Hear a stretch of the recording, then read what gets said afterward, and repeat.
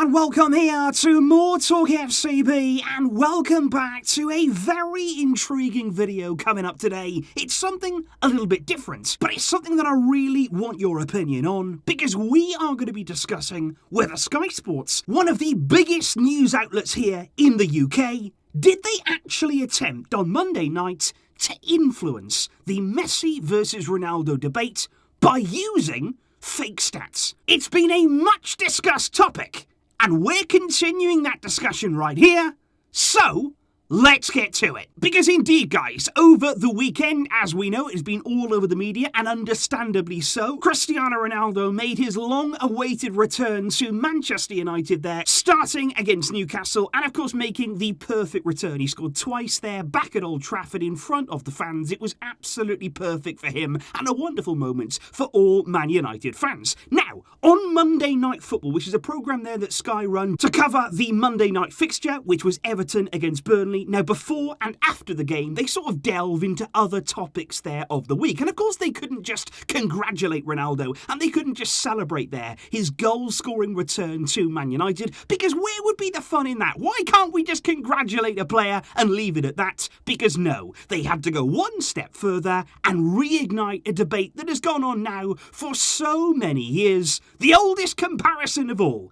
Messi or Ronaldo. Now, of course, in the studio, it is very much there between Jamie Carragher and Gary Neville. Carragher there, the ex-Liverpool defender, and of course, Gary Neville, as we're going to come on to, the ex-Man United defender. Now, the two of them, of course, gave their opinion. Jamie Carragher, I've got to say, made some very, very good points. He was clearly on the side of Lionel Messi, whereas Gary Neville was very much in Ronaldo's corner, giving his opinion on what he said was the greatest player ever in Cristiano. But let me make it absolutely clear right now, I've got no problem with either of those opinions. This is a debate which, like I say, has raged on now for over a decade.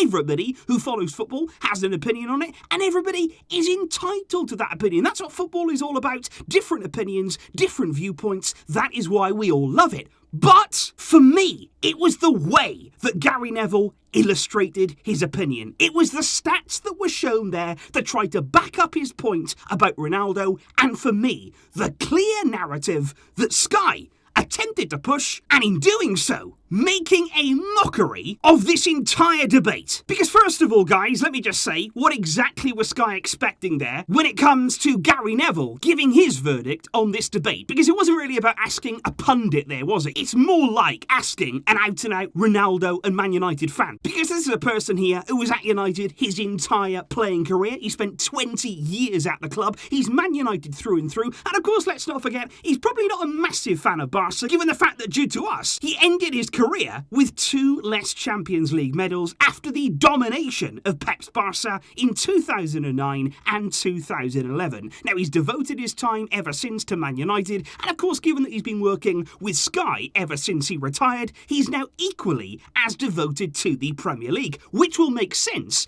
as we move on. And I would even go as far to say, I don't really know how much of Messi that Gary Neville has actually seen, given the fact that he's spent all of his career in England. He's never really veered outside. He's never really explored La Liga. The only time that he did come over and sample it was his disastrous spell at Valencia. He lasted just 16 games as their coach, and of course he was beaten 7-0 by Barca, which again probably didn't help his feelings towards the club. However, already putting aside all of these things which could definitely influence his opinion in the wrong way, let's move on to the graphics. Let's move on here to the graphic that Gary Neville brought up to compare Messi and Ronaldo, and quite clearly trying to show that Ronaldo was, in his words, the more complete player and the player that he would choose to win a game. Now, what you will notice here, again, I'm not going to go into that opinion, I'm not going to tell him whether he's right or whether he's wrong, but you can clearly see some glaring inaccuracies.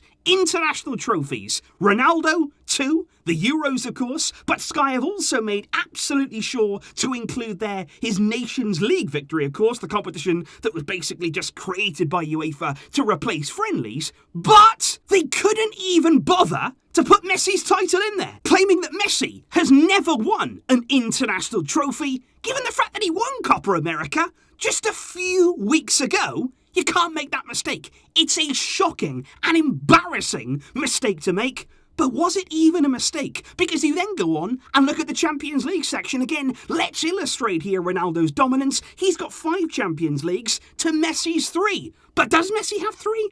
No, he doesn't. He has 4 Champions League titles, with Sky once again choosing their own version of history. They're rewriting the history books there and excluding Messi's title in the Champions League in 2006. And I saw many people yesterday responding to this, saying that Messi didn't play enough in 2006. He didn't deserve that medal. You can't count that one. You don't get to decide. It's not a subject there of opinion, whether you think Messi earned the title in 2006, whether you think he deserved to win the Champions League. It's a fact. He has a medal. He won the trophy. He made 6 appearances in that Champions League campaign. He did more than enough to get that on his record, and I can guarantee you that most people didn't even realise that he played there in the round of 16, that he went to Stamford Bridge against Chelsea. He terrorised them. He was a young player, he was up and coming, but he was so good on the night that their left-back Del Horno got himself sent off because he couldn't cope with Messi, and he would have gone on to play in the quarters, in the semis, in the final, but for an injury that ruled him out of those games. So don't say that Messi doesn't deserve that medal. You can't rewrite history. He has 4 Champions Leagues. But here's the thing, guys, and this is the bit that angers me and frustrates me most. Those weren't mistakes. I have seen behind-the-scenes videos there. I've looked into the way that Monday Night Football is actually produced. It is a brilliant show. Usually they do great analysis, they go further into games, they give us insights that usually you wouldn't get on Sky Sports. And the amount of effort that goes into that preparation, all of the analysis, they've got an entire backroom team there who are dedicated to giving them whatever stat they will need. At any given time, Jamie or Gary, they can ask for a stat and they will receive it, which just goes to show this was not an accident. This was not a case here of making an innocent mistake. These are calculated errors.